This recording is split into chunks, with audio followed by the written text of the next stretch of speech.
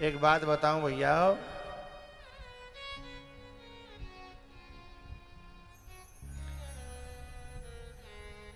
जब विपत्ति आती है ना, जब विपत्ति आती है तो हर व्यक्ति अपने आश्रय की ओर दौड़ता है।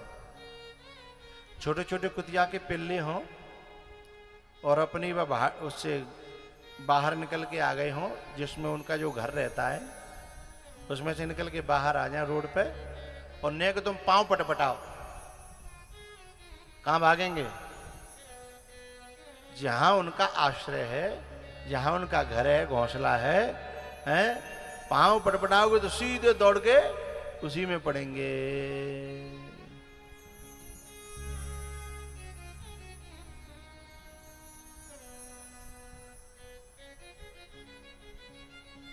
इसमें एक वीडियो होगी, अभी बारिश हुई कल तो जो गाय हैं खेत में चल रही थी,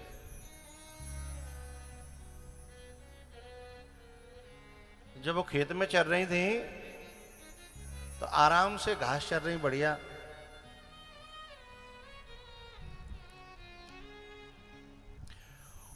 और जैसे ही बूंदों की टपर टपर टपर टपर भई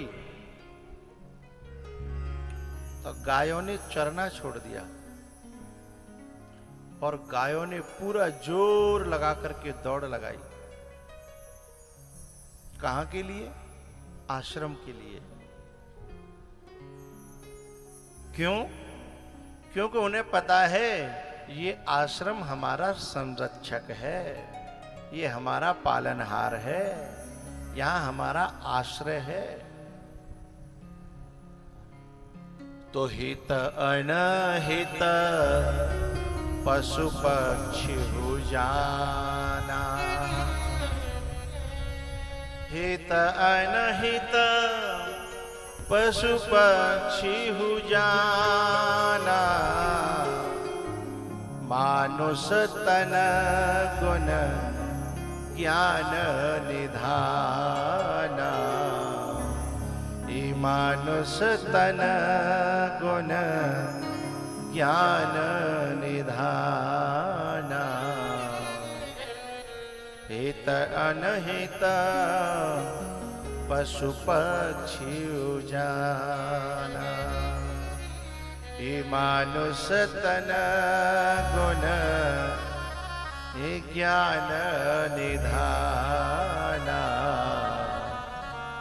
मानुष तन गुण ज्ञान निधान। देखिए ये दृश्य, देखिए आप, कल का दृश्य है ये।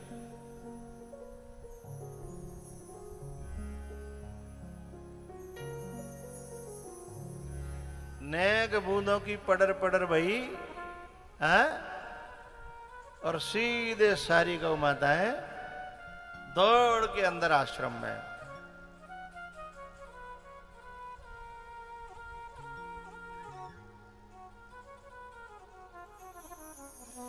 मुझे यहां बात क्या कहनी है, हमें भगवान ने बुद्धि दी है, समझदारी दी है, हमें ये देखना है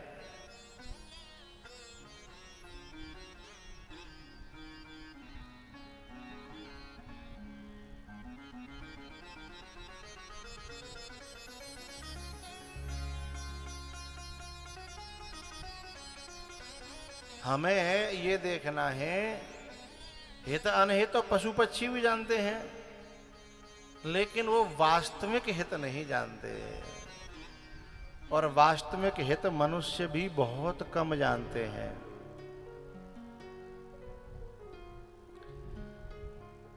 जब रक्षा की बात आती है तो यदि हम पे कोई विपत्ति पड़े और हम संसार के लोगों के पास भागें तो अभी हमने वास्तविक ठिकाना अभी समझा नहीं है। वास्तविक ठिकाना, आश्रय अभी हमने समझा नहीं है। लेकिन जब विपत्ति पड़े तो हमारो मन संसार की ओर नहीं, दुनिया के लोगों की ओर नहीं, परमात्मा की ओर भागे तो समझना कि हमने ठिकाना सही चुना है, अपना आश्रय स्थल सही चुना है। इन छोटे छोटे बच्चों को यहां से बाहर कर दो। ये जितने भी 12-15 साल तक के बच्चे हैं, इन्हें पीछे पीछे भेज दो।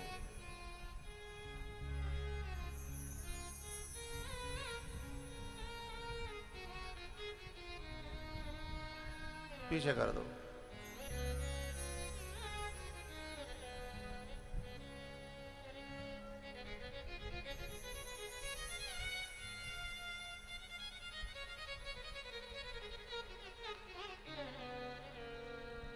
तो हम क्या करते हैं, हम पे न कोई परेशानी आवे तो हम सब सीधे जाएंगे साहब विधायक जी के पास में, सांसद के पास में, मंत्री के पास में है। लेकिन जरा उनसे पूछो उनकी आफत टल गई क्या? उनकी परेशानियां खत्म हो गई हैं? जो खुद ही अपनी परेशानियों में घिरे पड़े हैं वो दूसरों की परेशानी क्या दूर करेंगे?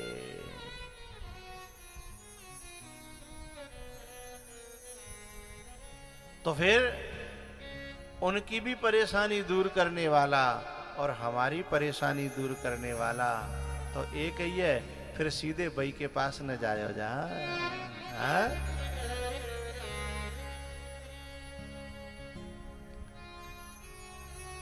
एक संत जो है ना, एक बादशाह के पास में गए। द्वारपाल ने कहा साहब अभी बादशाह जो है ना नमाज पढ़ रहे हैं। अच्छा, बोले हाँ।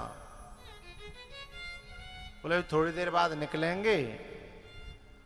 बोले वो तो बादशाह हैं, फिर उन्हें किसी के सामने झुकने की क्या जरूरत है? संत ने कहा अरे बोले वो अल्लाह से कुछ मांगते हैं। तो संत फकीर ने कहा कि ठीक है फिर तो हम जा रहे हैं भैया। बोले काहे? बोले भिखारी के पास भिखारी मांगने क्यों जाएगा? हम तो बादशाह के पास आए थे। जब वही किसी से मांग रहा है तो हम फिर उससे मांगेंगे तो क्या अच्छा लगेगा? फिर हम उसी से न मांग लें जिससे बादशाह खुद मांग रहा है, तो हमारी बात बन जाएगी।